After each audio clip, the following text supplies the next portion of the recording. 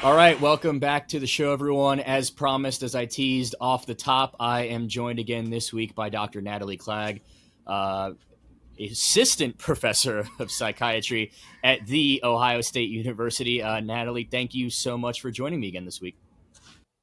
It's great to be back. Excited to be here.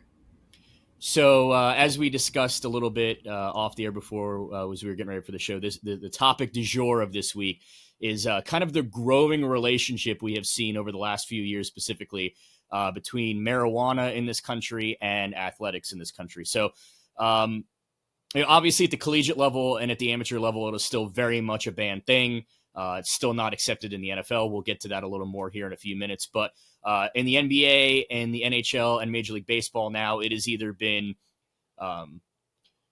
their version of decriminalized, you could say, removed from their banned substance list, or in the case of the NBA, I believe they don't even test for it anymore all around. So a big reason for this is because, and this has been happening much longer than just last few years, for decades and decades now, athletes have been advocating and kind of stating their case as to why they feel they should be able to use marijuana. We talked about a little bit before you came on in the intro segment. They feel that it's a more natural alternative for healing, both physically and mentally, than opioids or narcotics or even alcohol to an extent. So beyond the fact that weed in and of itself is a natural substance, it grows out of the ground, it is typically handled naturally. Is there any validity, in your opinion, to the argument that these athletes have that it is a more natural, less harsh form of pain management when it comes to both physical pain and as well as mental pain? So, when we think about cannabis, I want to separate it into two things. There's THC and there's CBD. So, I think it's important to recognize that those are the two big things that we talk about when we think about cannabis. Additional to that, there's like over 100 things that are included in cannabis itself.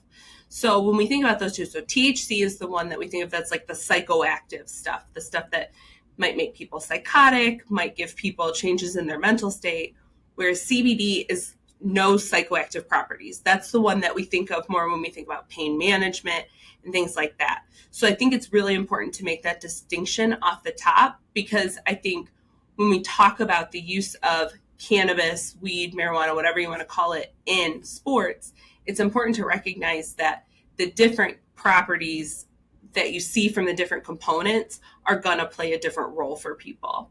So mostly when we're thinking about athletes, a lot of what they talk about and wanting to have the benefit from is the CBD portion of cannabis. So when we think about CBD, it has been shown that it does show some benefit for acute pain. So it's not necessarily that it's pain management as we would normally think of, but it helps decrease the mental distress that comes from pain and decrease the perception of pain. And honestly, that's even at a moderate dose of THC. So people don't have to have these high THC amounts with their CBD in order to get that benefit. That doesn't show any benefit. So there's also for sleep, which athletes talk a lot about poor sleep. They talk about not getting enough sleep, not getting a quality sleep. So CBD has shown really good benefits for sleep. And then there's also, in the growing discussion of concussions in sports, there's a lot of evidence that CBD could potentially help decrease the damage done from concussions, because CBD works on our inflammatory system. And so CBD with concussions can decrease brain inflammation. It might increase the ability of the brain to kind of heal itself.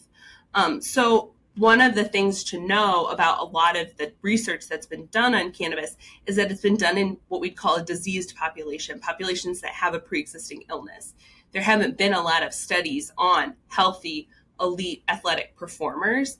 So a lot of the things that we're drawing these conclusions from is data that we're extrapolating from these more diseased populations. So it's hard to know exactly what the benefit would be for athletes, but from these other ill populations, we can see that there is benefit that athletes themselves might be able to garnish. But until, we can get that FDA regulation from cannabis and CBD, it's going to be hard to really know.